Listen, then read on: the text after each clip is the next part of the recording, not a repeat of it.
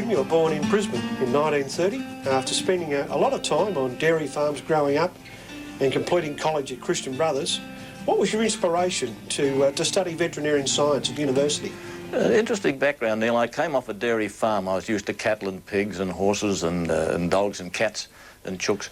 And one day my father and I were on a railway platform, and a stranger, we were just talking to a stranger, and he said if ever there was a shortage of people in the professions, he said it's veterinarians. He said to my dad, he looked at me and he said, you should make this lad a veterinarian. And it's quite an act of God really, but there we are. Now, you graduated in 1952, and you've been in the job a remarkable 50 years. You obviously never lost the passion for your work. No, I didn't. The veterinary science is a constant challenge, and when I got into the greyhound work, the challenge was even greater. There wasn't a lot known about the diseases and the nature of injuries, the cause of injuries, the physical therapy of injuries, so that really the challenges that stood before me through all those years that kept me motivated. Tell us about those early years in the 50s of being a vet in outback Queensland. Well, when I first graduated, I was a country boy, really, so I went back into a country town. I was the first veterinary practitioner in Maryborough. In those days, the government vets used to do it, and they couldn't get me going there quickly enough. After about a couple of years in Maryborough, I longed for the country area, if you could call it that. So I moved to Monto. Monto was a dairying and grazing area, brigalow scrub and plenty of rhodes grass.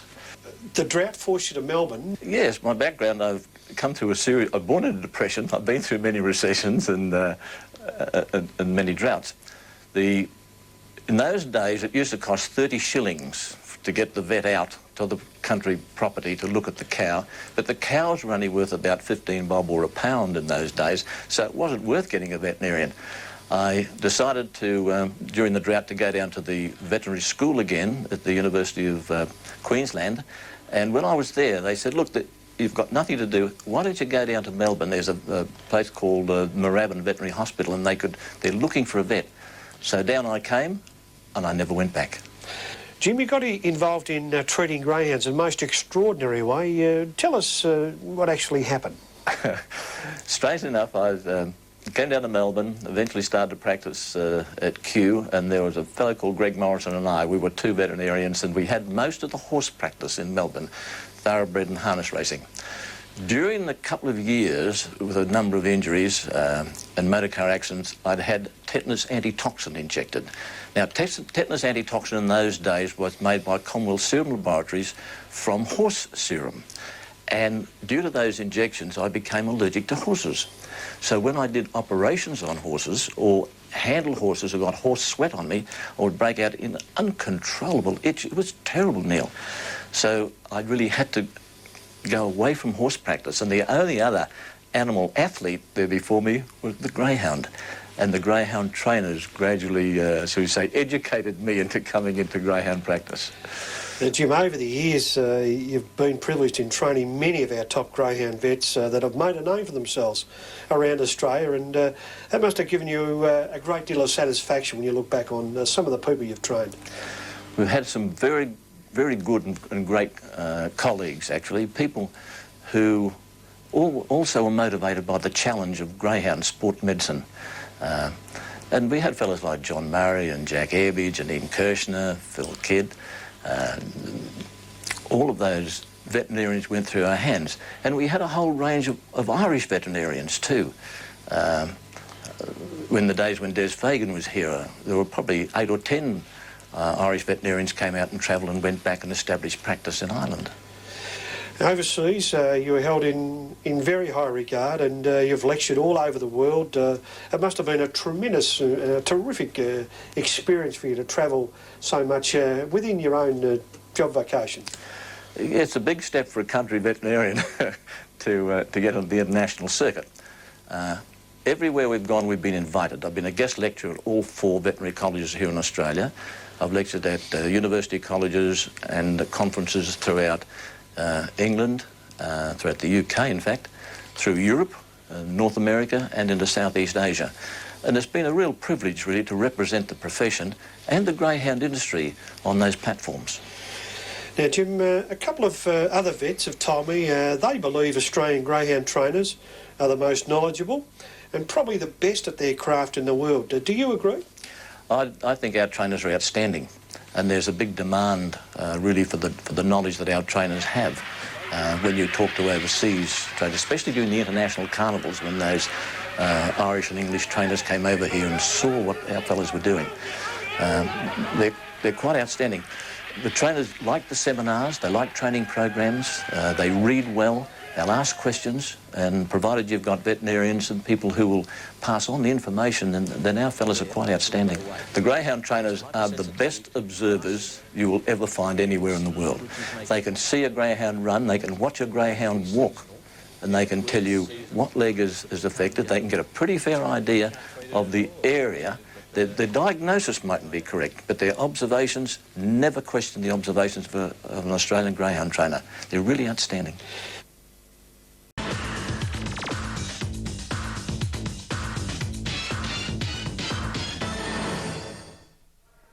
They're all set, lure rolls, Australia versus the world. They're ready, set.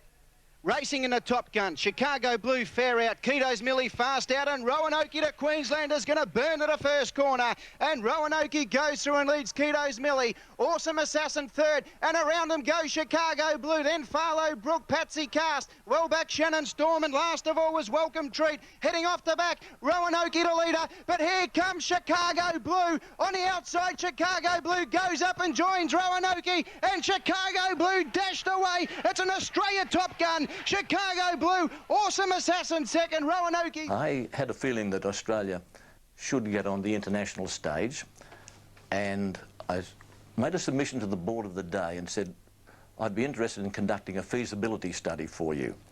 And strangely enough, the board said, yeah, okay, go ahead and do that. So I got a committee of people together, and we established the main problem was the quarantine requirement. It was a 6-month quarantine.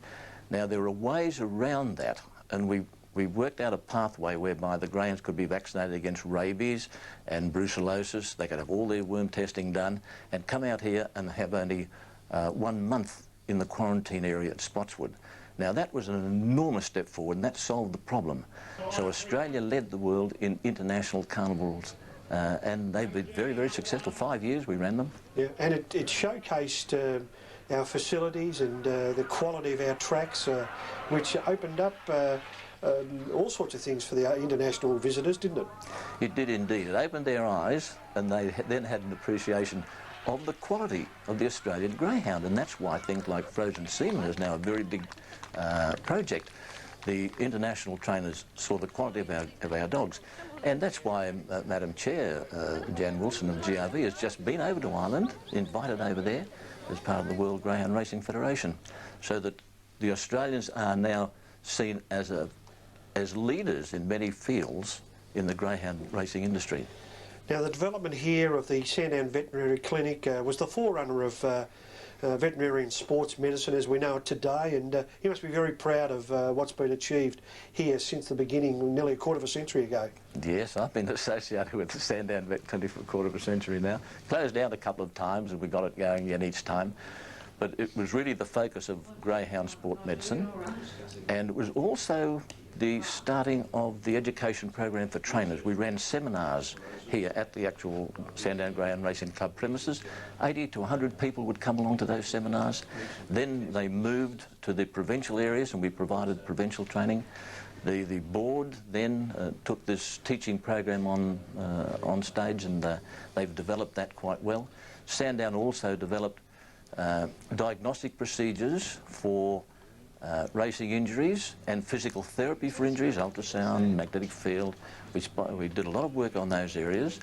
We also got into the frozen semen program. The frozen semen came to Australia through the Sandown Veterinary Clinic. Richie Canole came out from Texas, brought the technology with him, and we established that here in Australia. We've also pioneered research and investigation into various greyhound diseases, things like neosporosis and babesiosis, and a whole range of those things all came through the Sandown Veterinary Clinic with sponsorship from the board and from the club. Now, you're not a young man, Jim. Are you still as active as you were a few years ago? I'm glad you raised that point, Neil. You see me as a feeble little 72-year-old grey-haired senior citizen. Yes, I go cross-country snow skiing on Mount Sterling and Mount Buller during the winter time. Summertime, I like to do water skiing. I'm really good on one ski, you'll be quite surprised. Fishing is quite an endeavour. Sailboarding is also an interest of mine. So, yes, we still remain young at heart. I guess the grandchildren have a bit to do with that.